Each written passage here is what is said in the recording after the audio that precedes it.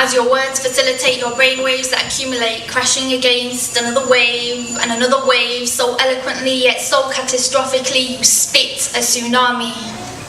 Feel the wrath of a slave who says they are slave to one and master to none, as I am a slave and you are a slave to Al-Jabbar Al-Qahar.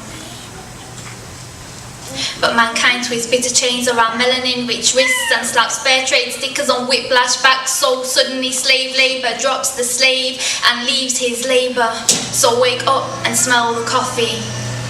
Wake up and smell the sweat of your forefather's essence as he sweltered in the heat to produce for you, and let it hit home that this is not your home.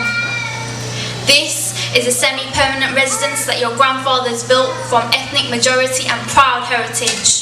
Your grandfathers who had the real six-packs with no protein shakes, who never let their desires enslave them but kept their lusts enslaved, yet their progeny runs away from heritage, afraid to claim that they carried on their father's Muslim name.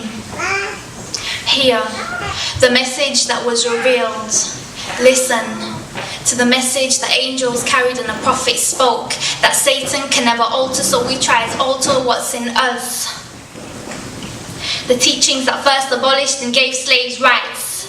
The teachings that liberated the heart of Kunta Kinte as he said salam and not hey girl to Phantom. The teachings that now get manipulated and associated with all different acts of. See how thousands of bombs are dropped in warfare, like as if having no more slaves to whip and lynch gives justification for going into the Middle East. So whilst you are fighting a war against a figment of your imagination that the media implanted, that your hands enacted and your nationalism enhanced it, claiming to be clean of sin, but the only hygiene you have is an ethnic cleansing. No more slaves, so they take it out on Iraq. No more slaves, so they take it out on Afghanistan.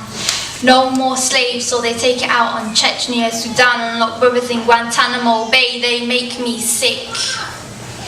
When we see you step up politically elite on podiums, but your legs moving backward rotations, tracing steps that descend down hazy colloquializations, taking you back to cervical barriers. It's the only way that your backward mentality would allow you to go through, as it's the only way. Infancy became and is your residency, as you lodge adulthood to give you power and presidency. Slamming fists against the motherland, roots so toughly inbred you can't retreat, as your hands have done the opposite of freeing you. So where you came from isn't an honour, as it's hackable. No purity, as attack is no honour. So suddenly my melanin concentration in your perception moves me down in ranks on the scale of physical attraction, but you forget that it's what's inside that will raise me in ranks in the hereafter. And what is up with this silly word they use called tolerance, like if you see an ethnic minority, you should tolerate it.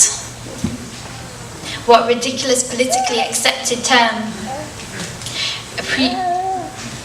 How about replacing tolerance with the word appreciation? Appreciating us because we bring colour to your life. As it was us that helped you in World War II, yet it's us you waged World War III against. Don't hate, appreciate. One of the most beautiful things in this world is the rainbow. So learn to love colour. Thank you.